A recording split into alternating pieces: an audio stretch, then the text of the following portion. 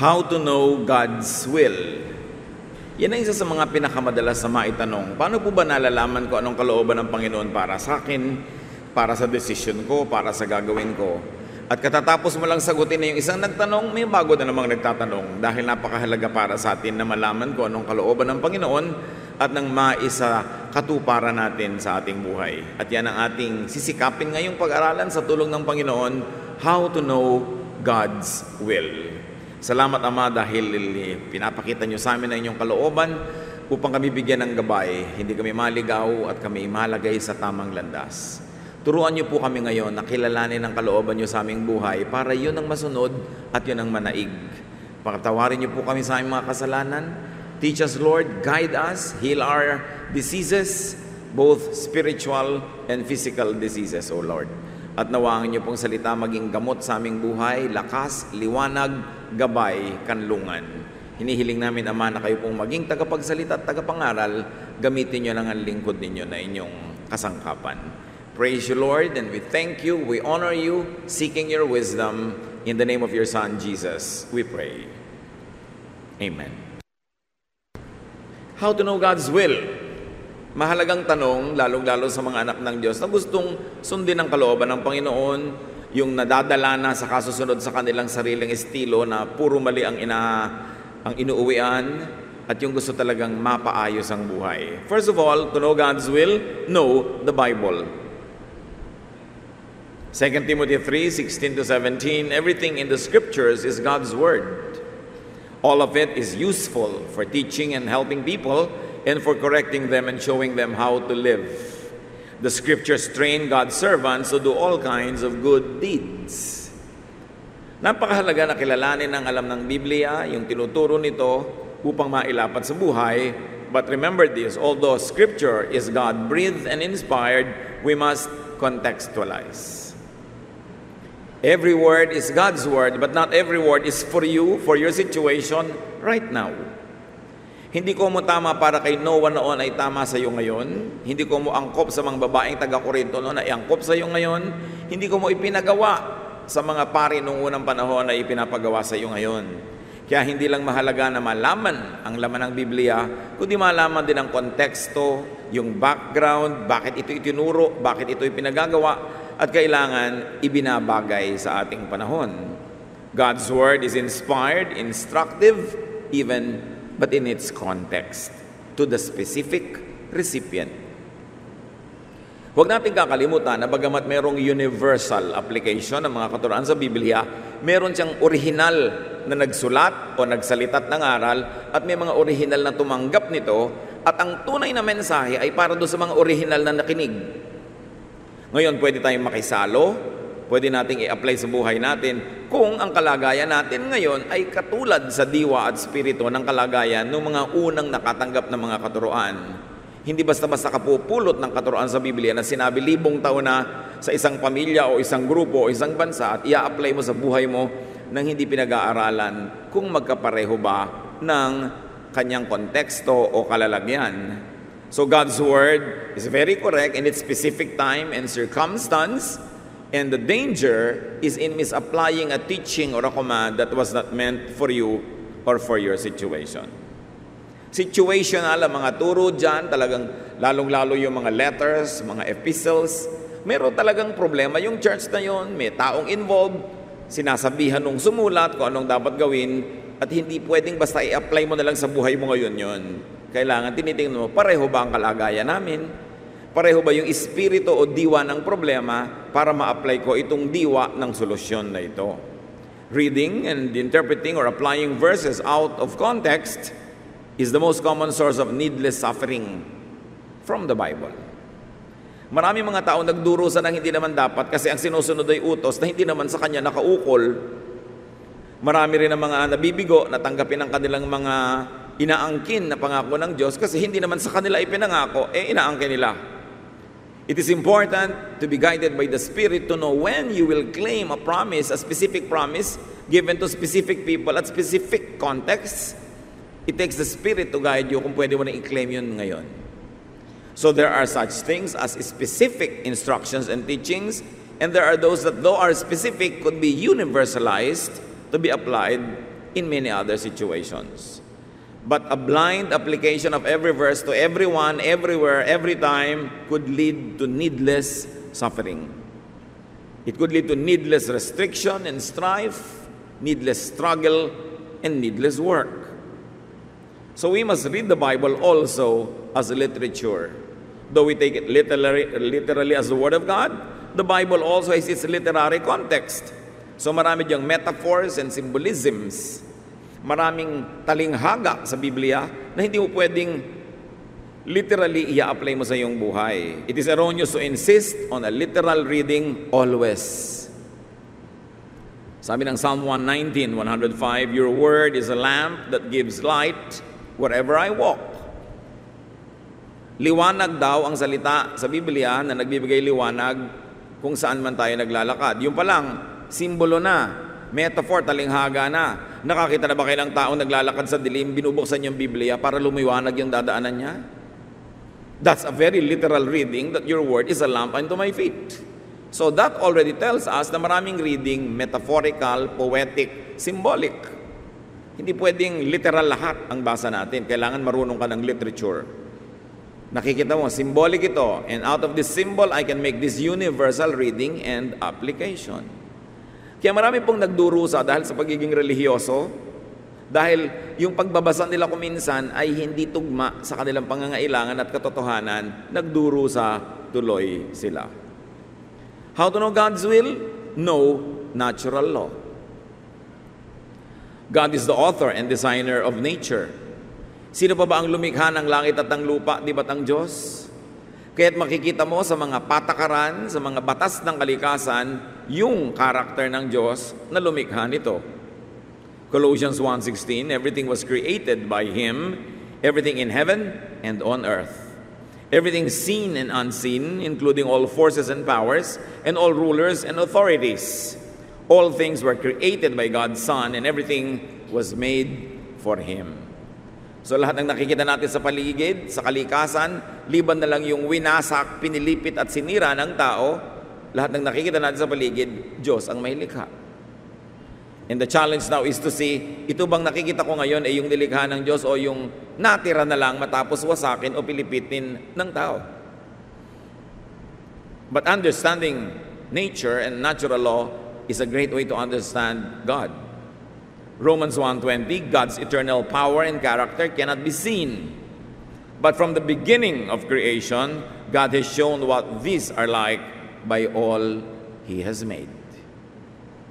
1 Timothy 4:4, everything God created is good. And may we add, in its context. Lahat ng bagay may konteksto. May mga elemento ito, may mga sangkap na nakapaligid na nagbibigay ng kahulugan. Dapat bago mo kuhanin yung ganong kahulugan, tingnan mo muna kung yung mga sangkap na nakapaligid, ganon din nga. Mahalaga. So we are to respect natural law. As much as possible, abide by natural law. What is God's will for you? That you should sleep 8 hours a day. What is natural for you? That you should sleep as much as possible at night. Kaya pinadilim ng Diyos yung gabi para kaantukin at matulog, pinaliwanag yung araw para kagising. Yan ang challenges ngayon ng mga taong nasa night shift, nagtatrabaho sa mga gabing oras, naapektuhan ng katawan. Kuminsan, hindi mo naman napipili kasi yun lang ang choice mo sa pagtatrabaho para ka kumita. But what must you do to minimize and mitigate its negative impact on your body, on your emotion, on your spirit? Kaya dapat yung natural law, alam natin. Romans 2:14, some people naturally obey the law's commands, even though they don't have the law. So kahit daw wala ka nung nakasulat na utos ng Diyos, titignan mo lang yung kalikasan, marami ka ng utos niya na mababasa at mauunawa. Even Paul, in his high ambition to save souls for the Lord, was prevented by strong winds, meaning natural law. Acts 27:14-15, before very long, a wind of hurricane force, called the Northeaster, swept down the island. The ship was caught by the storm and could not head into the wind, so we gave way to it and were driven along. Kahit si Pablo, kahit sinong missionary, kahit gaano kataas ang adhikain mong dali ng salita ng Diyos sa isang lugar, kung sumasalungat yung hangin, igagalang mo yon at hindi mo yun babaligtarin. In other words, even in your obedience to God and to your mission, you must still adhere to natural law. So people respect natural law and seasons. For instance, Luke 12:54 to 55, he said to the crowd, when you see a cloud rising in the west, immediately you say, it's going to rain. And it does. And when the south wind blows, you say, it's going to be hot. And it is. Nababasa ng tao ang ibinabadya ng panahon.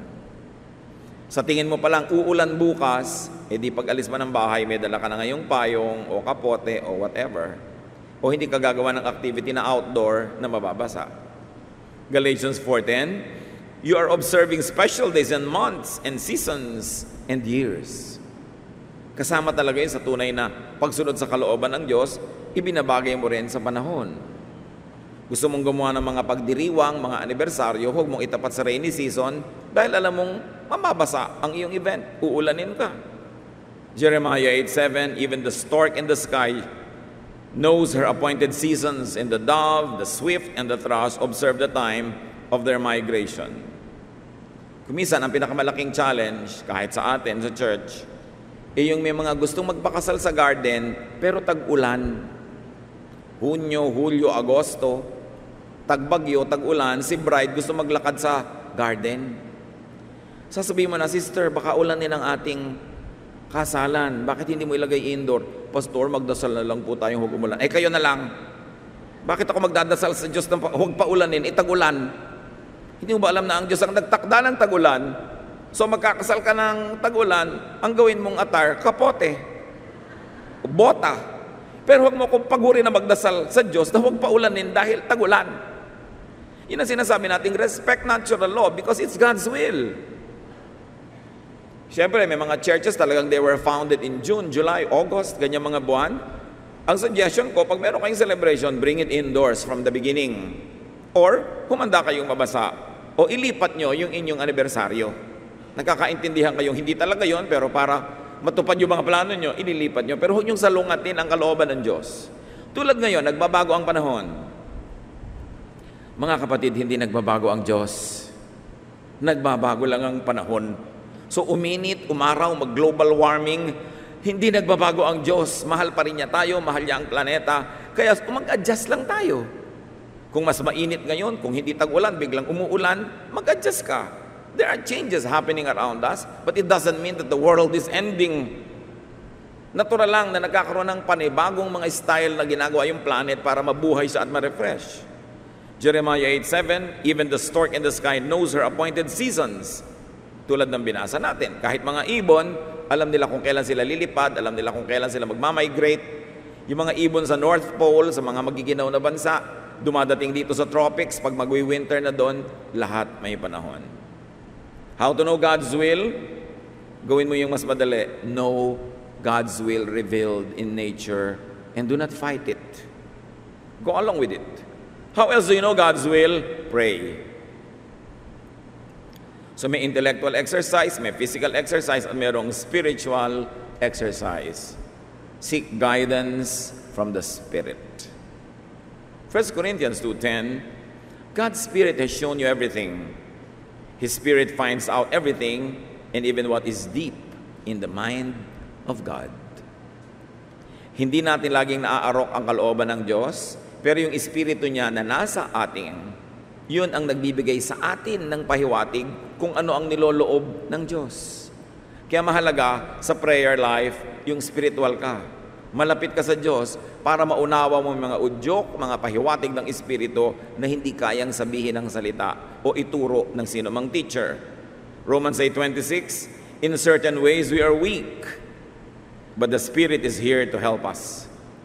For example, when we don't know how to pray or what to pray for, the Spirit prays for us in ways that cannot be put into words. Isang dapat nating maunawa, na yung Espiritu ng Diyos na nasa ating puso, nananalangin para sa atin kahit tayo mismo ay hindi nananalangin. Kaya maganda na meron tayong malapit na relasyon sa Espiritong ito ng Diyos na nananahan sa atin. Sa pamumuhay ng malinis, matapat, banal, lalong gumaganda ang relasyon natin sa Spirit, and therefore this Spirit is able to pray for us even more. The Spirit is able to reveal to us the will of God. Therefore, in prayer, we ask for what God wills to give us, and our prayer gets answered. Ang talaga namang prayer hindi yung hinihingi mo sa Diyos yung gusto mo, kundi hinihingi mo sa Diyos yung gusto niyang ibigay sa iyo na hindi niya ibibigay kung hindi mo hinihingi. Kaya kailangan mag-pray ka at tama, ayon sa kalooban ng Diyos ang pinagpe-pray mo. So, kilala mo ang Diyos through nature, therefore you don't ask for things against what is natural law.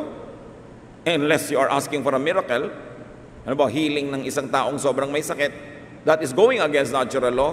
There are examples in the Bible that allow us to pray along that line, but there is no guarantee that you will be answered. But in faith, why don't you pray anyway? Kasi may mga example na nangyari. So alam natin na what to pray for and what not to pray for. Pray through meditation and through quiet time. Mahalaga yung wala kang ginagawa, wala kang iniisip, tahimik ka lang sa presensya ng Diyos at nare-reveal sa iyo yung mga gusto niyang ipahiwatig, ipaalam through quiet time, without words. Yung iba naman, may babasahing scripture, pag-aaralan, may notebook pa, may guide pa, tapos isasara na, tapos na daw yung quiet time. No, quiet time primarily means quiet. Wala kang kausap, wala kang binabasa, nananahimik ka lang, merong space for the Spirit of God to be able to speak to you. Wala kang agenda, wala kang listahan ang gagawin. So iba naman yung daily Bible reading, iba naman yung devotion, pero yung quiet time, quiet ka lang talaga dapat. It is the secret of powerful spiritual life, to be still before the Lord and know that He is God. Many people receive revelation while praying. Katulad ni Cornelius sa Acts 10:1-4, sa oras ng kanyang pananalangin, dinalaw siya ng anghel at tinuruan ng mga kalooban ng Diyos para sa kanya. How else do you know God's will? Get godly and wise counsel. Pwede kang kausapin ng Diyos sa pamamagitan ng Biblia, sa pamamagitan ng kalikasan, sa pamamagitan ng panalangin, at pwede ka rin kausapin ng Diyos sa pamamagitan ng payo ng mga makadiyos na tao. From the spiritual and the religious, God can speak to you. Pero hindi lang sa mga religyoso. God can also speak to you from the intellectually wise. Why? Because all good things come from above. Even the knowledge of people who are not religious come from God. Kasi lahat ng karunungan na mabuti ay galing sa Kanya. And you can get counsel even from the street smart. Yung magaling sa practical na bagay, kahit hindi magaling sa teorya, hindi gaano nakapag-aral, walang masyadong mga matataas na mga philosophies, pero magaling sa practical na bagay, lalo naman pwede ka rin kausapin ng Diyos. Because streetwise people are the closest to nature and from the source of natural intelligence. All God's knowledge and all good knowledge is from heaven. Because the earth is the Lord's and everything in it, according to Psalm 24, verse 1. Lahat ng karunungan. So hindi mo pwedeng ilimit ang sarili mo na ang kausap mo lang religious people. Actually, kikitid ang utak mo pag religious people lang lagi ang kausap mo. Dapat may kausap ka rin ng mga academicians, mga intellectual, mga scientists, mga tindera, mga janitor, mga tao sa kalsada. Kasi lahat ng karunungan na maganda at tama galing sa Diyos, kahit sino pa ang pinagtitiwalaan at pinapahawak nung dunong na yon. The quickest way really to have a narrow mind is to limit your source to religious people. Magiging out of touch ka with reality at puro teorya at puro kalangitan at kabilang buhay ang iisipin mo, nandito ka pa. Dapat balance ang feeding ng ating isip. How else do you know God's will? Listen to your heart. Makinig ka sa pintig ng iyong puso, makinig ka sa iyong nadarama. Although, hindi ito napaka-reliable na source of guidance, pero yung nadarama natin ay pwede ring gamitin ng Diyos para magpahiwatig. Proverbs 14:10, no one else can really know how sad or happy you are. And according to the New International Version, each heart knows its own bitterness, and no one else can share its joy. ikaw lang ang nakababatid ng laman ng iyong puso. Minsan may magtatanong, Pastor, sino po ba ang God's will para sa akin na pakasalan? Lalaki A o lalaki B? So, aalamin mo na lahat yung mga factor. Then magtatanong ka ng isa, sino ba yung mahal mo? Si A po. Kailangan pa bang i-memorize yan? Diba? Yun ang sinasabi ng puso mo Maliban na lang na may iba pa tayong pinag-usapan na si A pala ay walang ambisyon, si A pala ay babaero, si A pala ay ganito. Then, makinig ka na lang sa utak mo, makinig ka sa law of nature. Ang mga ninuno ba nitong si A ay ganito o si B? Ay naku, genetically, lugi ka dyan kung lahi ng mga lasenggo. Di ba? Chances are, magiging ganun din siya kung hindi niya lalabanan yung natural, which is really hard to fight. So, tinitingnan mo yung law of nature, yung intelligence mo, and then you listen to your heart. Filter out, however, personal agenda. Pagka humihingi ka ng guidance at nakinig ka lang sa yung sariling damdamin, dapat ina-identify mo, sobra ko lang to kasing gusto. Hindi ako dapat magpadala sobra sa damdamin ko dahil dadayain ako ng damdamin ko na ito. Kaya sabi sa Psalm 139:24, see if there is any offensive way in me and lead me in the way everlasting. Suriin niyo po ako, Diyos. Tingnan niyo kung mayroong dapat tanggalin sa pag-iisip ko, sa damdamin ko, sa gusto ko, at nang ang matupad ko yung inyong sariling kaparaanan. Pero kahit naman tayo ay nagsusuri ng mga sarili nating gusto at pinagsususpetsahan muna natin bago natin pagtiwalaan yung ating emosyon, do not always deny yourself, your nature or your desire, because you were wonderfully made and you were created to be you. You cannot be your auntie, you cannot be your uncle, you cannot be your mother. You are you. And you're a unique person. You must give space to your uniqueness, even in your decision-making. Ecclesiastes 11:9, be cheerful and enjoy life while you are young. Do what you want and find pleasure in what you see. Then may babala, tiyakin mo lang at alalahanin mong huhusgahan ka ng Diyos sa bawat mong ginagawa. Hindi panakot, paalala lang na sige, gawin mong gusto mo. Kaya lang, kung makakalimutan na mayroong gusto ang Diyos at kung alam na alam mong kontra naman yan, edi Diyos na lang ang sundin mo. Pero ipinapakita sa atin na yung gusto mo gawin mo habang bata ka. Ang buhay ang dali-daling mabawi. Ang tao ang dali-daling tumanda. Pero kailangan siguro above 45 or 50 na kayo bago nyo ma-realize na ganun pala yun, ang bilis tumanda ng tao. So ang mahalaga habang bata ka, gawin mo yung mga bagay na bata lang at katawang bata at isip bata lang ang makakagawa. At payagan natin yung mga bata na maging bata. Huwag natin silang expect na magmukhang matanda, asal matanda, kilos matanda, dahil bata sila. Bibigyan lang natin ng guidance, bibigyan natin ng mga hangganan ng pwede nilang gawin na maaaring sa kabataan na hindi nila alam na masama. But we allow young people to be young. We allow children to be children. Because you have a lot of time to be old. But you have only a very short time to be young. Hindi rin dapat na wawaldas, nasasayang yung pagiging bata, na ang bata ka pa, naka-fast forward ka na sa parang matanda. Yung hindi ka lumalabas, hindi ka nagsasaya, para bang 90 years old ka na. You have a lot of time for that, but we must live life the way God wants it lived. Bakit ba binibigyan ng Diyos, again, natural law, ng sobrang energy yung mga young people? For them to be energetic, for them to do energetic things. Tapos pipigilin mo ng pipigilin. It's against nature. Marami po mga religious activities and religious thought kontra sa nature. Pinipilit mo maging bata ang matanda ang bata, pinipilit mong wag nilang gawin ang mga natural lang ginagawa ng mga bata. Basta alam natin yung limitasyon at hangganan ng ating moralidad, hindi napapanganib yung buhay, we must allow people to live in their age and age bracket. How else do you know God's will? Observe outward events.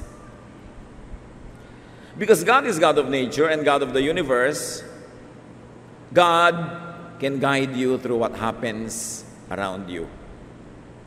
Observe outward events and interact with them. Interact with God when He chooses. Because God sometimes can be actively involved in our life, in real time. Hindi laging ginagawa ng Diyos, pero kung gusto niyang gawin, walang nakakapigil, na siya mismo ay sumali sa mga aktual na nangyayari sa ating buhay, at nandun siya, even sometimes, to override the law of nature. So we must be sensitive. Acts 16:16, Paul and his friends went through Phrygia and Galatia, but the Holy Spirit would not let them preach in Asia. So, nangangaral sila Pablo kung saan-saang lugar, pero yung mga lugar na hindi pinayagan ng Spirit na puntahan nila. So, the Spirit was actively involved in the mission, and in fact, it was the Spirit that was preventing them from going to some place. So, hindi ko mo mission, hindi ko mo godly work, pwede mo nang gawin sa lahat ng lugar, sa lahat ng oras, kahit kailan mo ibigin, kasi kahit yon ay may direksyon na ibinibigay ang Espiritu ng Diyos.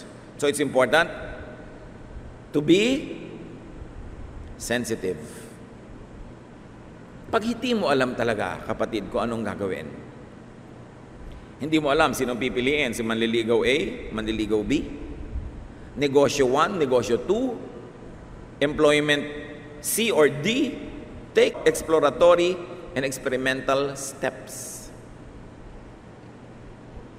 Hindi mo alam kung ang swimming pool na tubig ay mainit o malamig. Anong gagawin mo? Di ba ilulubog-lubog mo ng konting daliri mo? Titingnan mo. Yan yung sinasabi nating exploratory steps. But be cautious. Take tentative steps only. You don't dive into a pool to know kung mainit o malamig. Kasi huli na, kung malaman mo na too hot or too cold for you. Test. Pag tinetest mo ang isang bagay, gusto mo halimbawang magnegosyo, magtatayo ba ako ng sari-sari store o magtatayo ba ako ng restaurant? So take exploratory steps.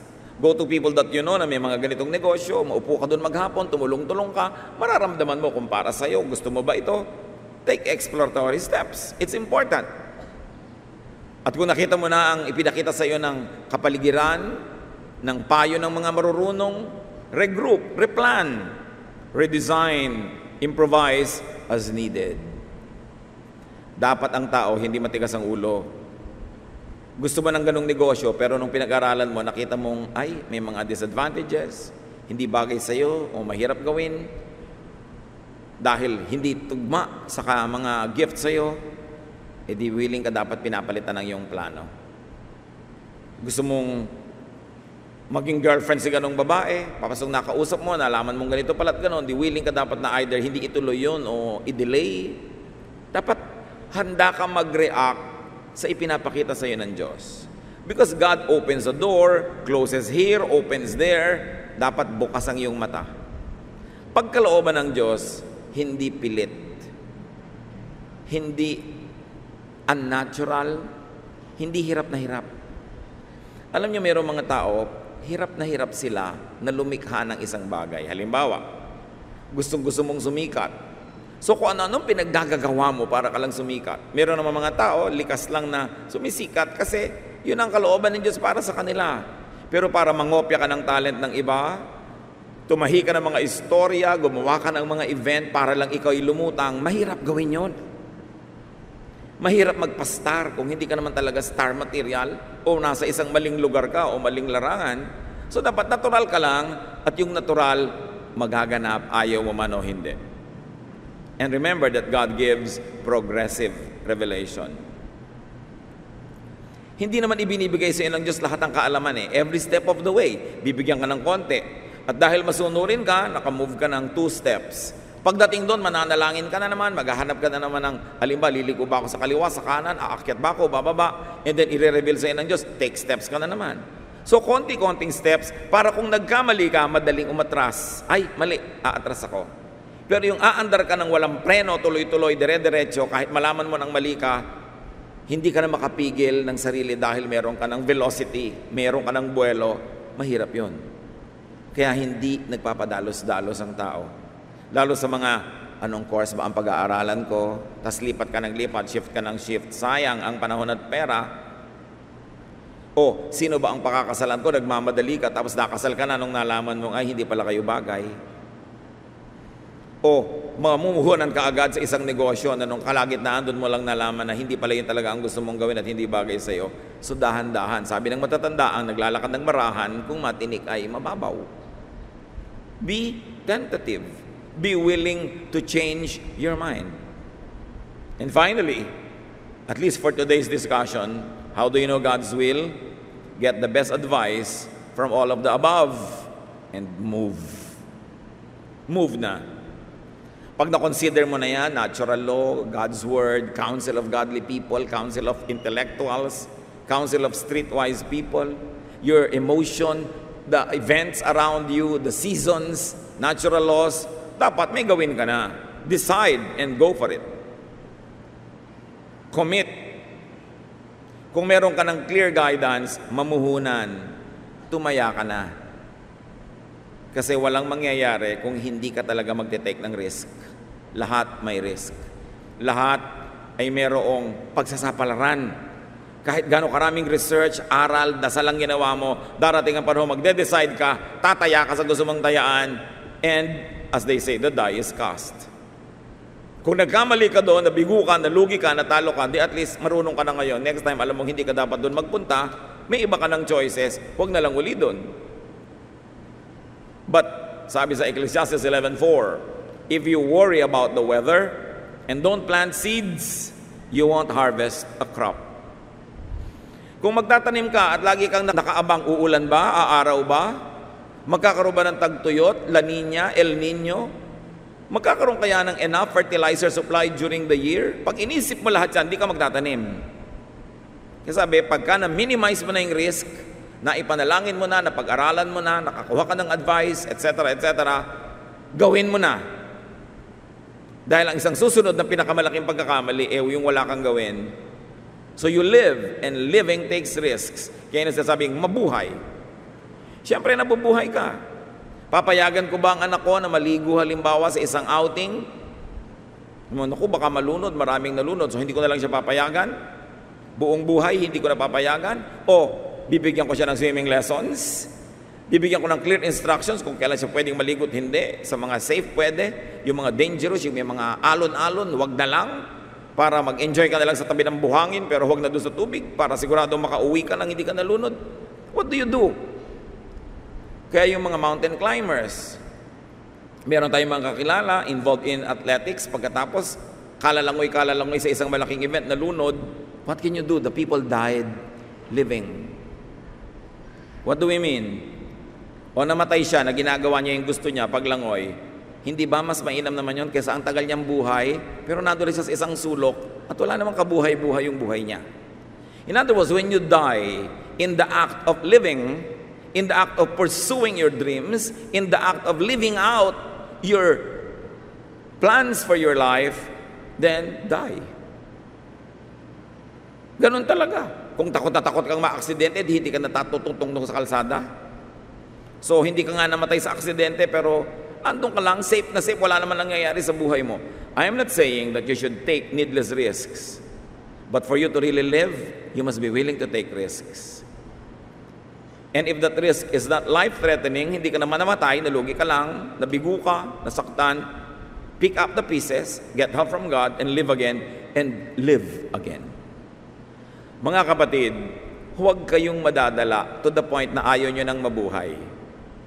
Anong ibig sabihin natin? Yung ayaw nyo na mag-risk, ayaw nyo nang tumaya sa buhay, sobrang safe na lang, buhay nga kayo, pero anong uri naman ng buhay yun?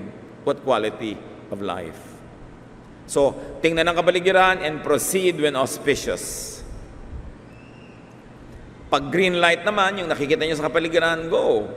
And then retreat when unsuccessful. Retreat could be the biggest act of courage. Kung alam nyong talo dito, walang mangyayari, atras. Kesa magtapang-tapangan ka, tuloy-tuloy ka sa alam mong matatalo ka rin lang, so atras. Kahit natakansyawan ka nung iba. Sasabihin pa rin ba, no, sabi ko sa iyo, so, tama ka, o din-approve na nating tama ka. Ngayon alam ko na rin. Then next time, hingin ko ulit ang advice mo. Yung iba kasi pag napapasubo, kahit alam na nilang talo, tuloy pa rin. No. Use your brain. And that is respecting natural law because God gave you intelligence. So pagka nagkasira-sira, ulitan, sabi nga nila sinasabi sa teatro, begin from the top. Simula uli. Umpisa na naman. Life is long enough for you to have many chances and many cracks at what you really like in life. But trying and failing is better than failing to try. Mabuti pang sumubok at nabigo. Pero kesa naman sa hindi ka sumubok man lang, yun ang tunay at malaking kabiguan. So how do you know God's will? know God's will in advance. Dapat advance. By knowing God's Word, God's dealings with others, the lessons of the past. Pagka tiningnan mo na ano ba ang God's will para sa isang lalaking maraming asawa, alam mo agad, tingnan mo lang yung mga lolo mo na ginawa yun, tingnan mo yung mga tiyo mo, mga kapitbahay nyo, ang gulo-gulo ng buhay, away-away. So alam mo, ang God's will for that is don't do it. So alam mo na, you know it in advance, huwag mo nang gawin. Mga kapatid, ang mga kapintasan ng ating mga pamilya, madalas genetic, kasabay din nun, conditional and conditioning, kasi pinalaki ka sa ganung uri ng climate, nagiging ganun ka. Pero kung napansin ninyo na may mga kaugalian ninyo mga lolo, magulang, tiya, at maging ang henerasyon nyo na hindi maganda, putulin nyo na, huwag nyo nang ipamana sa next generation. So, you know God's will in advance by looking at the errors others did in the past and the result that it gave to them. You also know God's will in the process, while you're actually living life and observing causes and effects.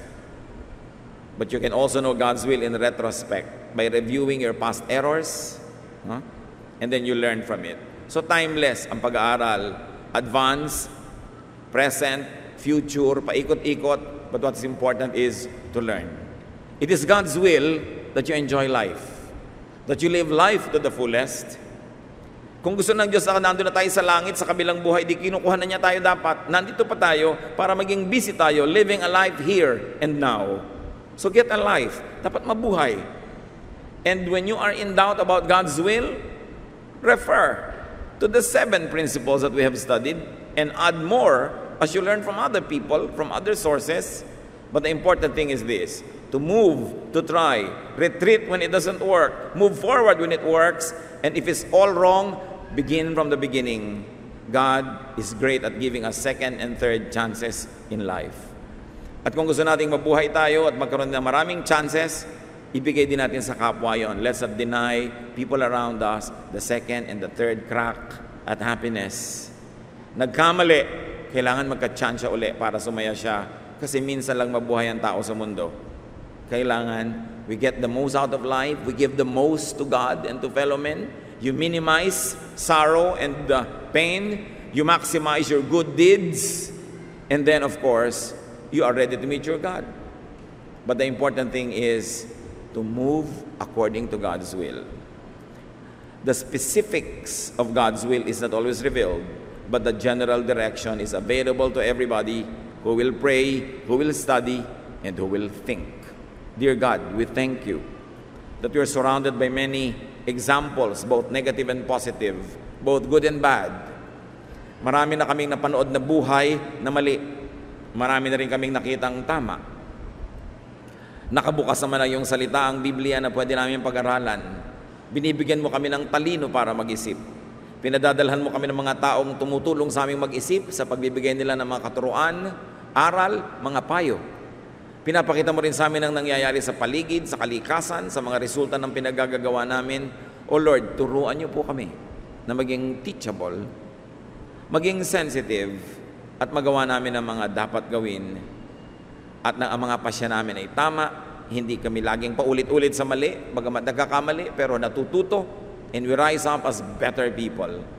Panginoon, nawa, sino man sa mga kapatid ngayon ang mayroong mahalagang pasyang dapat gawin, ituro mo, Panginoon, ang mga prinsipyong ito para lumaki yung pagkakataong tama ang magawa at lumiit yung pagkakataong mali ang maging pasya. Sino man sa amin ang gagawa ng pasya, maliit at malaki, sa lalong madaling panahon, teach us, Lord, to apply these principles so we can maximize our happiness, our spirituality and fruitfulness, and minimize our sorrows, and minimize the damage that we inflict on other people. Mga kapatid, sa patuloy natin pagyuko sa presensya ng Diyos, pagbulay-bulayan ng mga prinsipyong ito, i-apply sa ating buhay at humingi tayo ng karunungan sa Diyos na maging tama ang mga pasya, tama ang mga hakbang para huwag maaksaya ang panahon at ang ating emosyon. Dear God, continue to guide your people that we will be living in the center of your will. We will move when you tell us to move, and we stop when you want us to stop. Lead us, make us sensitive to your will. Let's continue to silently listen to God's voice so that we will be guided in making decisions.